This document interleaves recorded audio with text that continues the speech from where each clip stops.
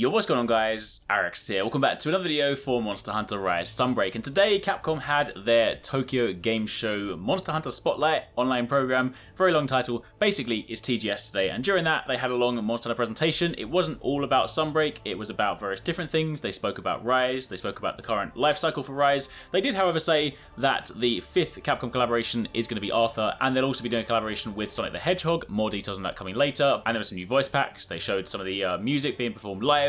They spoke about Monster Hunter Stories 2, and they also spoke about Sunbreak. So in this video, I want to quickly recap what we got, which admittedly wasn't a great deal. It wasn't like the year when they revealed Monster Hunter Rise, where they had like a big gameplay showcase. This one was much smaller, but there was still some cool stuff, and we got to see a returning monster. So if you guys do enjoy this, a like would be super appreciated. If you guys are hyped for this and you're looking forward to the content, then make sure you subscribe, make sure you do not miss our upcoming videos, because as we get close to launch, there will of course be more Sunbreak information. Now to begin with, they of course started by recapping pretty much what we know so far, that of course this is going to be a massive expansion. They did confirm in words that it is of course going to be the Master Rank expansion. I mean, we kind of knew this already, but it's still nice for them to actually sort of go and say that verbatim. They then said, of course, in order to access this, you will do this after the main story. So, I mean, I'm pretty sure everyone's done this by now, but if you want to be Sunbreak ready for next year, you need to have defeated the final boss in the story in Rise.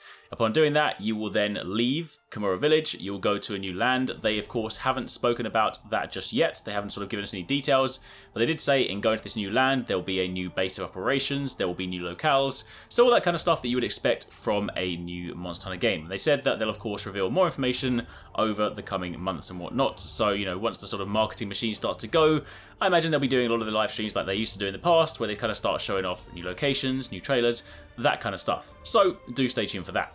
However, on top of that, one thing we did get confirmation of was the name of the dragon that we saw in the trailer. It is called Malzeno, and it is confirmed to be an Elder Dragon. That of course is the flagship monster for the game, and we even get to see the render, which looks incredibly cool. So at least now we have a name.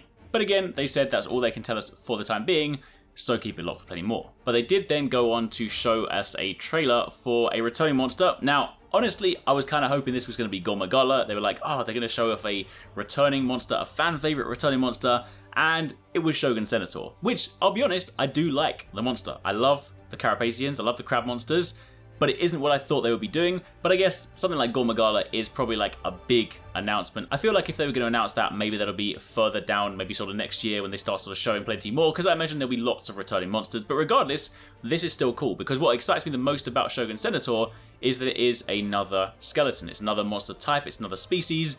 That means, of course, hopefully it opens up the doors for other monsters in that style. Does that mean that we'll also see Daimyo Hermitor? Does that mean we'll also see like a giant crab or other things like that? Honestly, every time they add a monster that has a distinctly different skeleton, it just excites me for the potential for future monsters. So hopefully we saw more of that. Of course, if you guys haven't fought it before, it was first introduced in Monster Hunter 2. It of course has insane reach, very sharp claws, and I'll speak more about that a little bit later. But for the time being, that is the next confirmed returning monster. And that's kind of all we got for the time being. That's a little sort of recap on the Sunbreak information as it currently stands. As mentioned, they said they were kind of keeping a lot of the information still pretty vague at this stage, but they will be speaking more about it pretty soon. So for the time being, that's it. I will of course have another video on the channel a little bit later on today speaking about some of the other news, but for the Sunbreak roundup, that's the lot. So I hope you guys enjoyed this video. Again, if you did, don't forget to drop a like and be sure to keep it locked for more Monster Hunter content.